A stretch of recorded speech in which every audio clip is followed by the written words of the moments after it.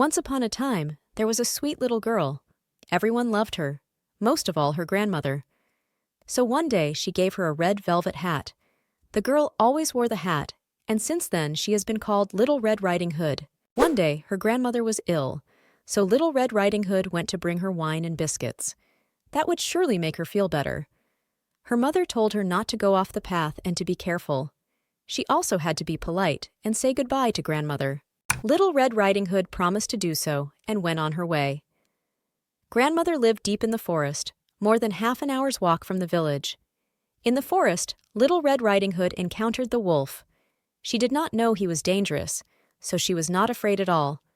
"Good morning, Little Red Riding Hood," the wolf said.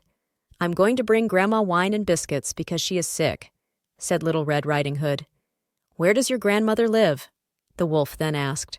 "Less than half an hour further into the forest, in the cottage under the 3 big oaks," said Little Red Riding Hood. The wolf, meanwhile, was thinking of something else entirely. That Little Red Riding Hood was a nice tender morsel and would probably taste even better than the tough grandmother. If he was smart, he could eat them both. So the wolf came along and said, "Look at these beautiful flowers. Don't you want to look around for a bit?" Little Red Riding Hood wanted to pick a beautiful bouquet for grandmother. It was still early, so she had plenty of time. And so she left the path and wandered deeper and deeper into the forest. Meanwhile, the wolf walked straight to grandmother's house and knocked on the door. "Who is there?"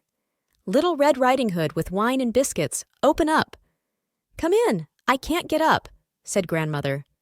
When the wolf was inside, he jumped onto the bed and ate grandmother in one go. Then he put on her nightgown, put on her nightcap, and got into bed with the curtains closed. When Little Red Riding Hood arrived at the cottage with her arms full of flowers, she was surprised to find the door open. Inside, everything seemed so strange. She became afraid, but did not know why.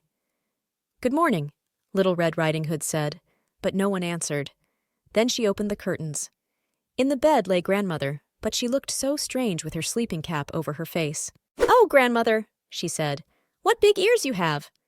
"The better to hear you with, my child," was the reply. "But grandmother, what big eyes you have," she said. "The better to see you with, my dear."